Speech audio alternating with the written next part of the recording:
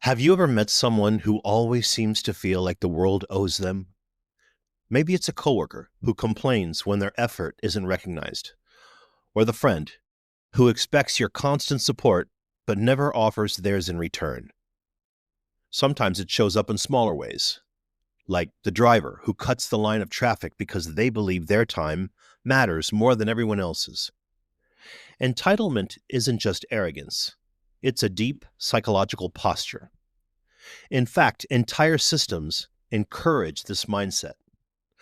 Think about airline boarding groups where status buys priority, or VIP passes that allow people to bypass lines altogether. We may grumble at people who cut in front, but many of our industries monetize entitlement and package it as privilege. That tension between personal behavior and cultural sanctioning is part of why entitlement is so slippery to confront.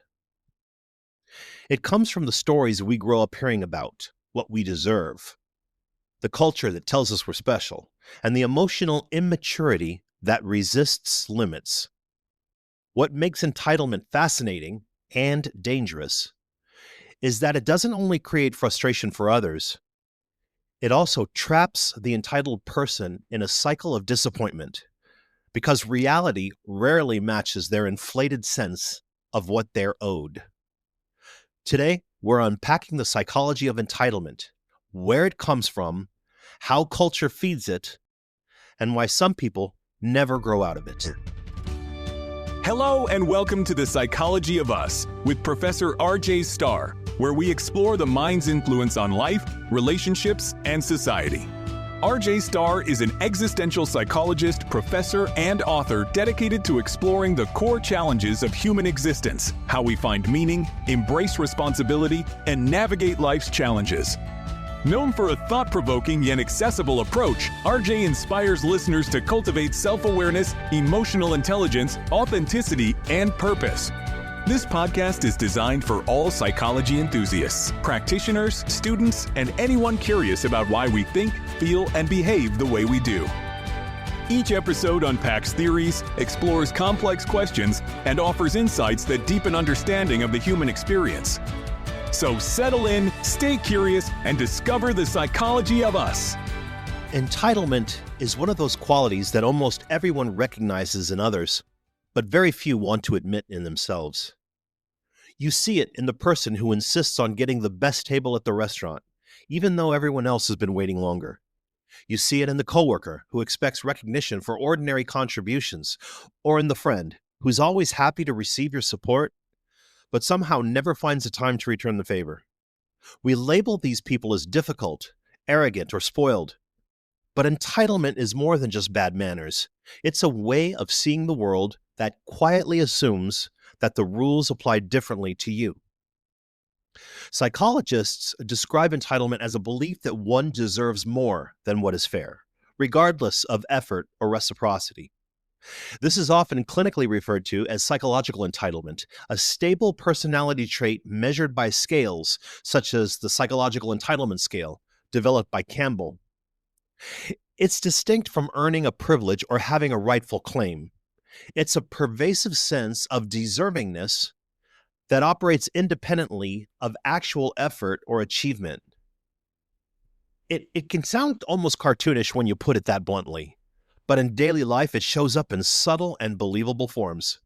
Think about the customer who expects special discounts, the partner who demands emotional energy without offering their own, or the driver who believes their time is worth more than everyone else's and goes all the way around through the shoulder of the road to get in front of everyone. In all of these cases, the underlying assumption is the same. I am owed. What I want should be given, and the world should bend to my needs.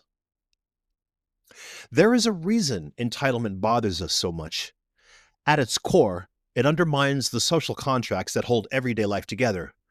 When we wait our turn, share credit, or give back what we've been given, we're operating on principles of fairness and reciprocity. Entitlement violates those principles. And that violation stirs frustration in us because it feels like a betrayal of something fundamental. It's not just that the entitled person wants too much. It's that they are signaling they don't believe the rest of us matter as much as they do. But it's worth pausing here because while it's easy to point fingers at the obviously entitled, the truth is that most of us carry smaller versions of this same mindset. Maybe it shows up when we expect a partner to read our mind, or when we feel irritated that someone else's success wasn't ours, or when we quietly believe that the rules shouldn't apply to us this one time. It's the internal sigh when a red light disrupts our momentum, as if the universe personally inconvenienced us. It's the flicker of resentment when a friend's exciting news somehow overshadows our own ordinary day. These are the microdoses of entitlement that we all administer to ourselves. Entitlement lives on a spectrum, and while we may recoil at the extreme examples, the smaller ones often go unnoticed. When you pull the thread of entitlement back far enough, you almost always end up in childhood. Upbringing shapes how people come to believe they deserve what they do. Some children are raised with so few boundaries that they never learn the connection between effort and reward.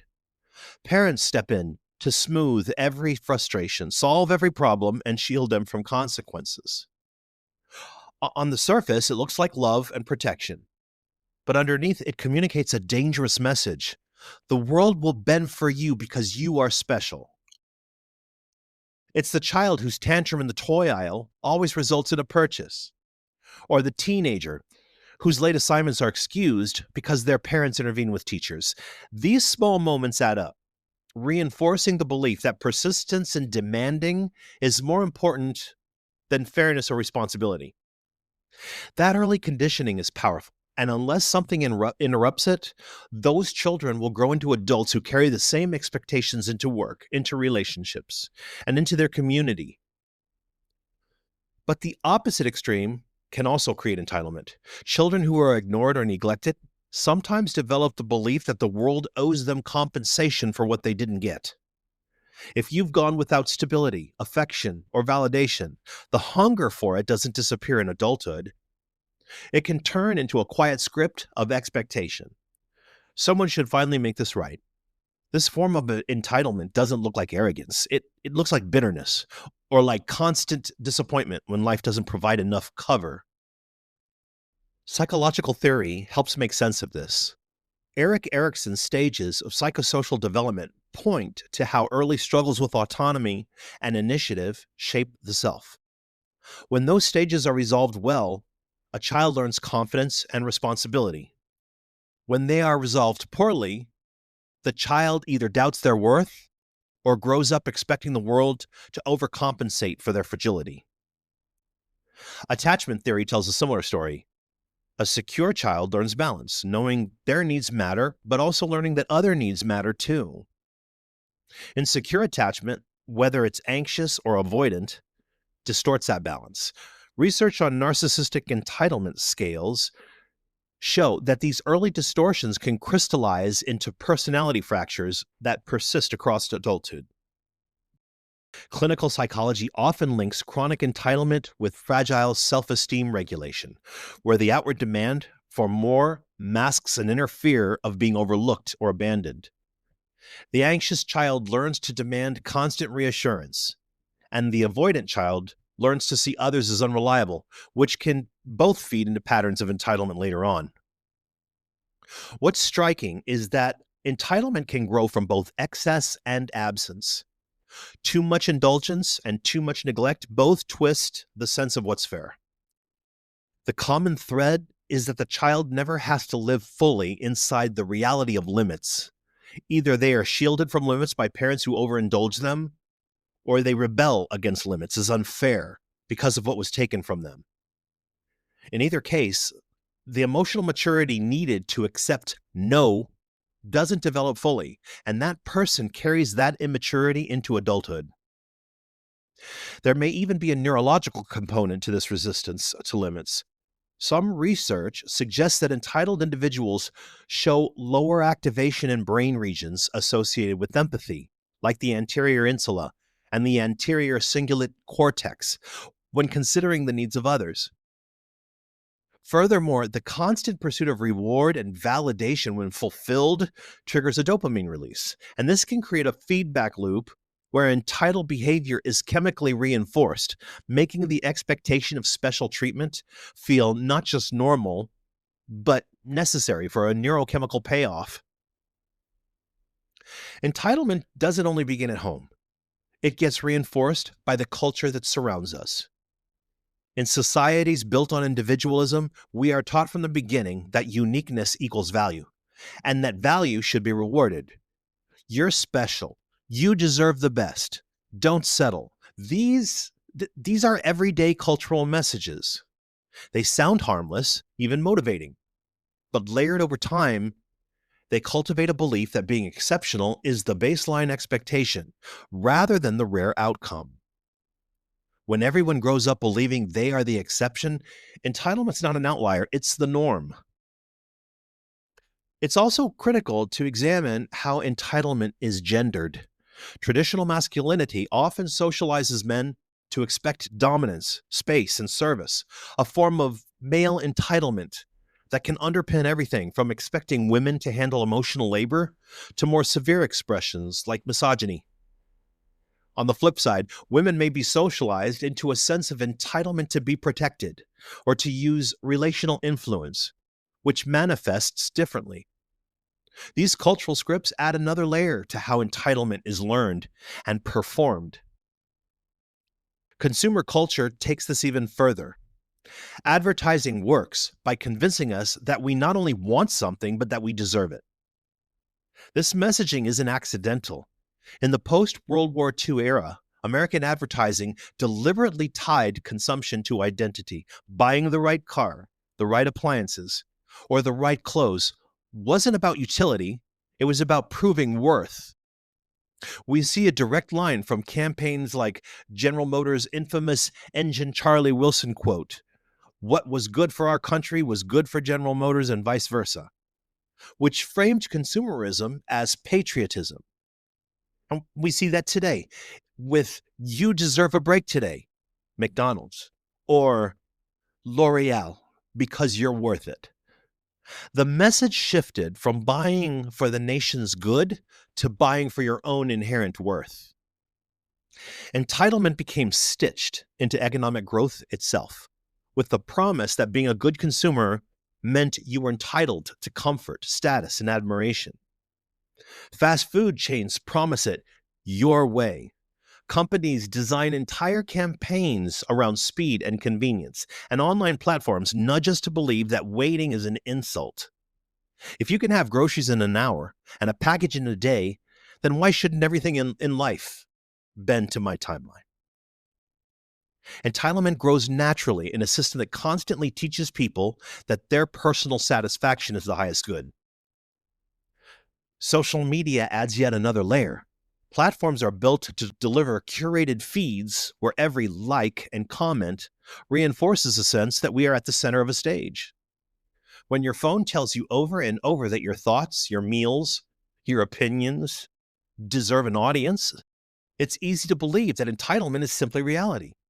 Algorithms feed the sense that you are important, and in turn, any disruption to that, being ignored, criticized, or overlooked, feels like an injustice rather than a normal part of human experience.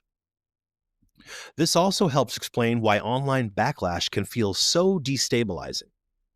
When someone accustomed to validation suddenly encounters criticism, it doesn't just sting, it feels like a violation of what they were promised. The gap between the curated self and the real world response widens, and entitlement fuels outrage. How dare the world not affirm me in the way I've come to expect? Cross-cultural comparisons make this clearer. In collectivist societies, entitlement often shows up in different forms. Instead of "I'm owed because I am me," it can take the form of "we are owed because of who we are as a group." For example, research on collective entitlement in East Asian cultures might manifest as a family feeling owed a certain level of care from their children, or a community expecting preferential treatment based on historical status or sacrifice. The unit of deservingness is the group, not the individual. This doesn't make it less problematic. It can fuel intergroup conflict and nepotism, but its expression is culturally shaped. In those contexts, entitlement can still be destructive, but it's directed outward collectively rather than inward individually. By contrast, in highly individualistic cultures like the United States, entitlement is almost woven into identity itself.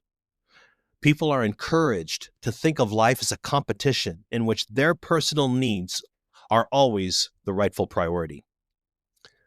What makes this cultural reinforcement so powerful is that it doesn't just tell us what to want, it tells us that wanting is the same as deserving.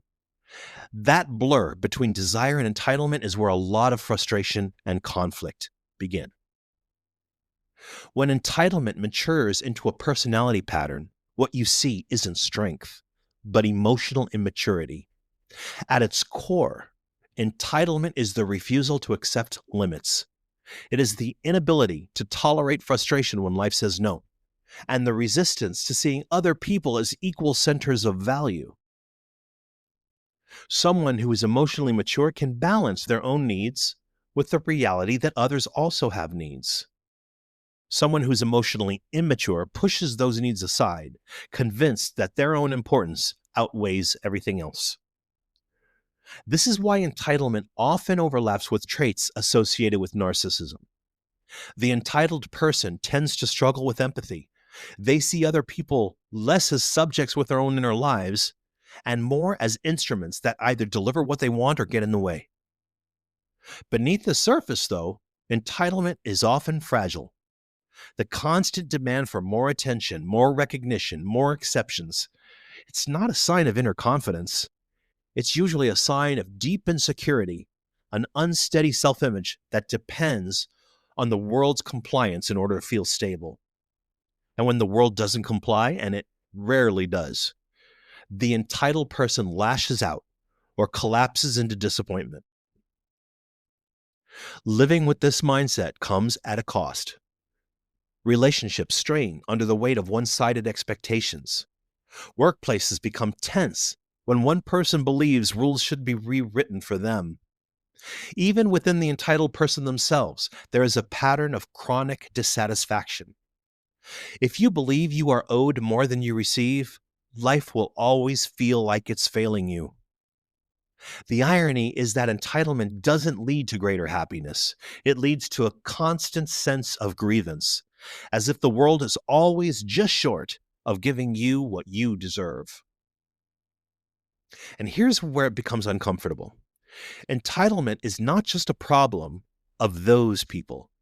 Most of us carry small versions of it. We feel it when we're angry at a partner didn't anticipate our needs, when we bristle that someone else's recognition should have been ours, or when we believe that a rule should be bent just for us. Entitlement is part of the human condition because it's part of our early wiring. The child crying out to be fed, comforted, and soothed. The difference is that maturity is supposed to teach us how to grow beyond it, to move from a posture of being owed into a posture of reciprocity and humility. Entitlement is easy to condemn in others, but much harder to recognize in ourselves. The truth is that it grows out of very human places. Our upbringing, our culture, our longing for importance, our resistance to limits. It looks like arrogance on the surface, but underneath it is often just unprocessed immaturity, a refusal to accept that the world is shared, not tailored. And the cost is heavy. People who live entitled lives often end up frustrated because reality does not bend as much as they believe it should. Their relationships suffer because others grow tired of one-sided expectations, and their own inner lives are marked by disappointment.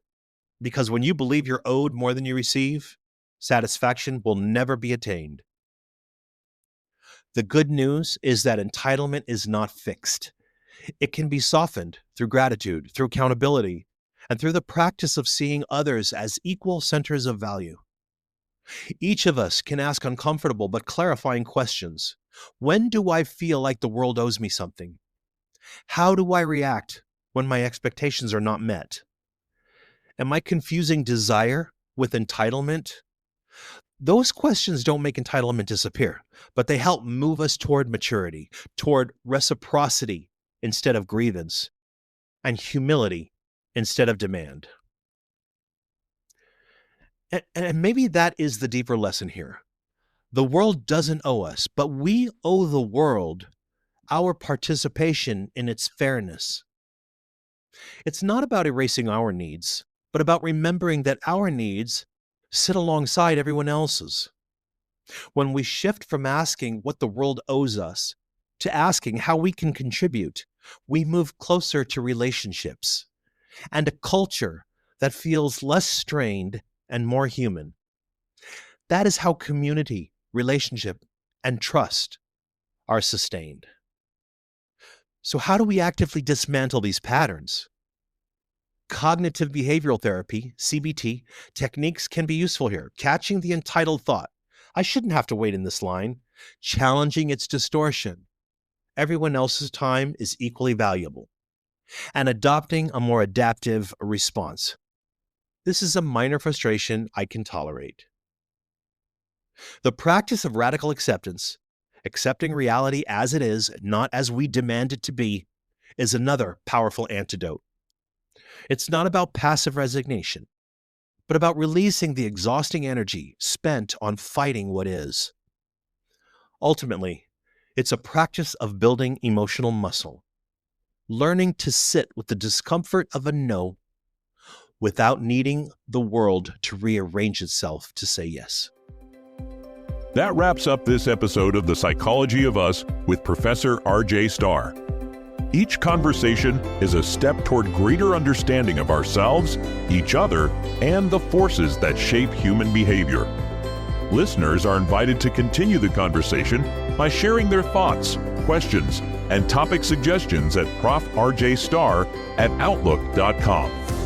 Every message helps shape future episodes, ensuring the discussions remain relevant, thought-provoking, and meaningful. For those who find value in these explorations, subscribing and leaving a review is a great way to support the podcast and bring these insights to a wider audience. Until next time, stay curious, stay thoughtful, and keep exploring the psychology of us.